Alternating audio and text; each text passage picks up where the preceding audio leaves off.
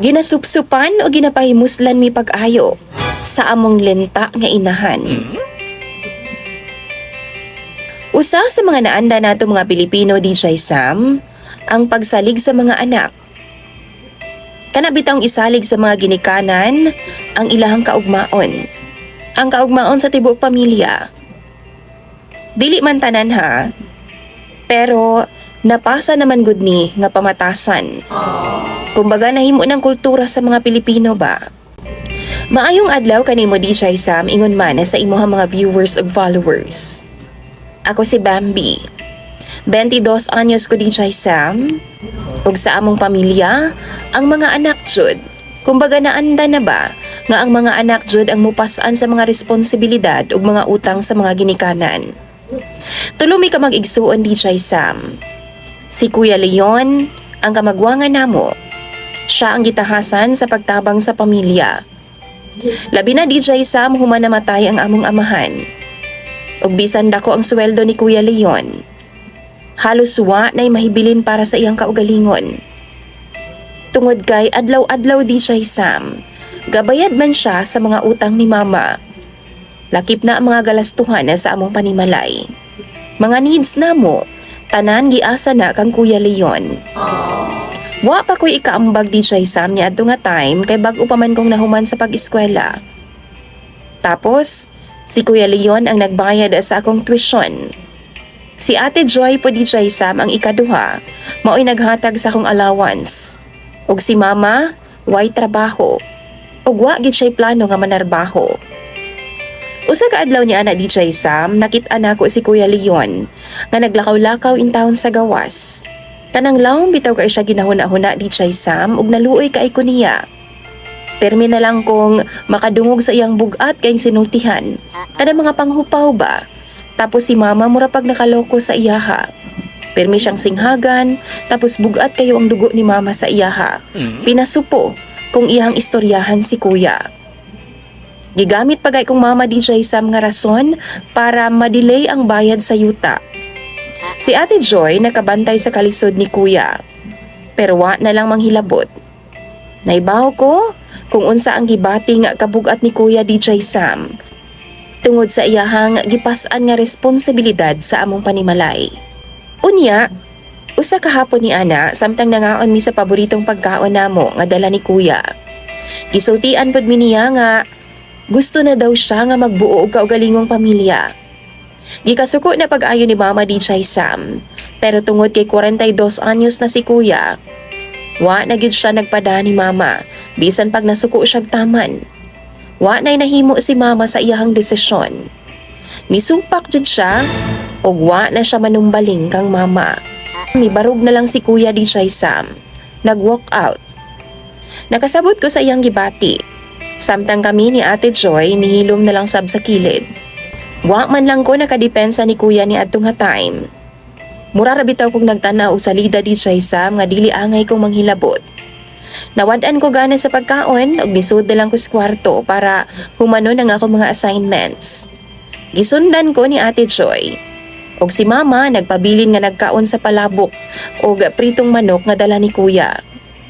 Paglabay sa mga adlaw og semana DJ Sam, kalit na sab nga nagdesisyon si Kuya nga magsugod na og barog para sa iyang kaugalingong pamilya. Nakalitan ming tanan, tungod pasabot ni ana DJ Sam, masayo nga ihunong niya ang pagsustento sa amoa. Dito ko nakita DJ Sam ang pagka-problemado sa naong napod ni Ate Joy. Wa na siya'y laing choice. Siya man ang misunod. Siya na ang musunod nga magpas-an sa mga responsibilidad sa among pamilya sama ni Kuya kaniadto. Samtang nakagawas na si Kuya Leon DJ Sam, si Ate Joy nagpailawom pud sa mga galastuhan ug bayad sa mga utang ni Mama. Apil na diha DJ Sam ang down payment sa yuta. Nagisod na gani sa mga galastuhan sa panimalay, gi-insert pa na ni Mama DJ Sam ang iyahang gusto o dream lagi daw nga yuta. Nga gusto daw niya dito daw siya mag-retire. Ipugos ginya DJ Sam, bisag pait na gid gayong among kahimtang. May na lang gani DJ Sam, kay layo ang among kaliwat nga gikuhaan ni Mama sa yuta. Mao nga okay lang, Bisan og wa pa mi makabayad. Human sa pipila na sab kabuan DJ Sam, si Ate Joy nang libre og kalit namo sa paboritong fast food ni Mama. Klaro na kaayo DJ Sam sa mata-mata kung unsa na pod ang sunod nga mahitabo.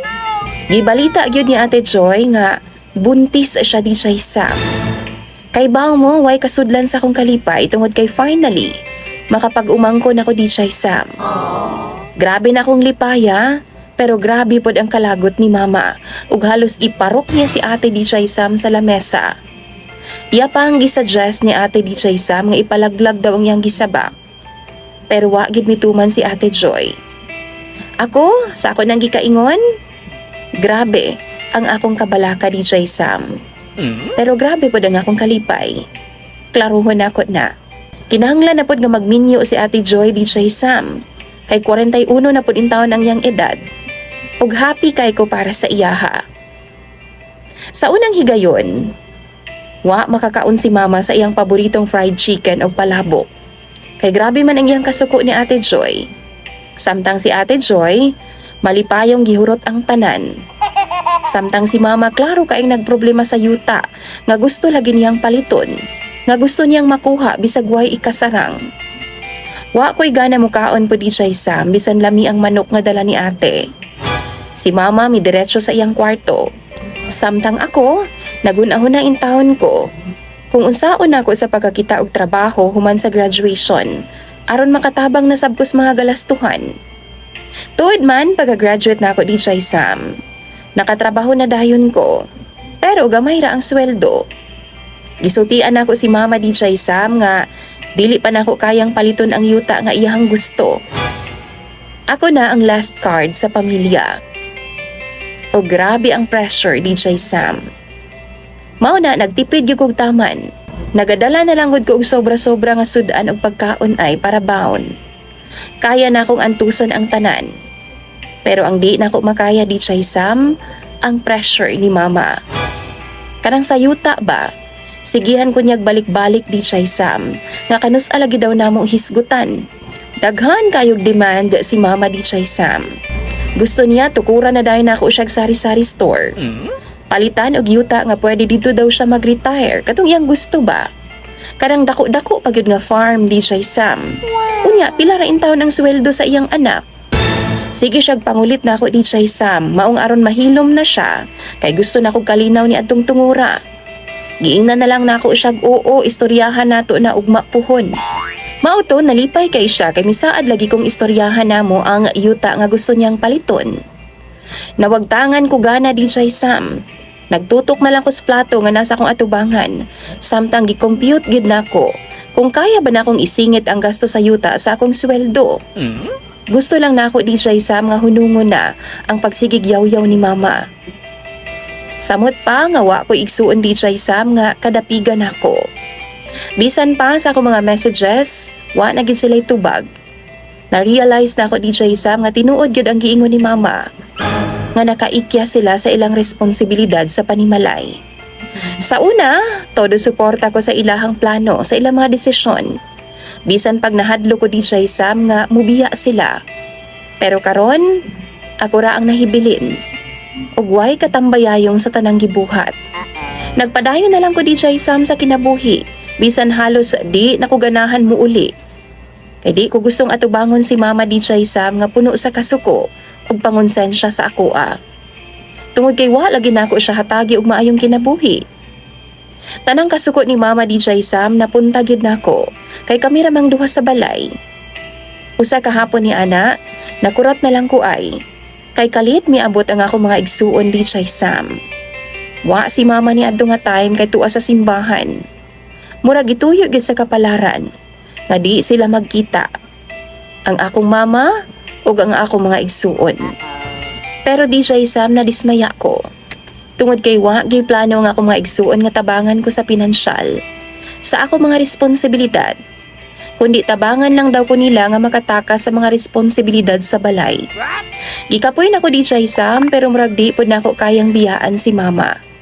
Tiguang na siya. Daghan pa jud kaayog utang. Unsaon na lang. Pero di pod pwede nga maminyo ko DJ Sam hangtod naa sa poder ni Mama.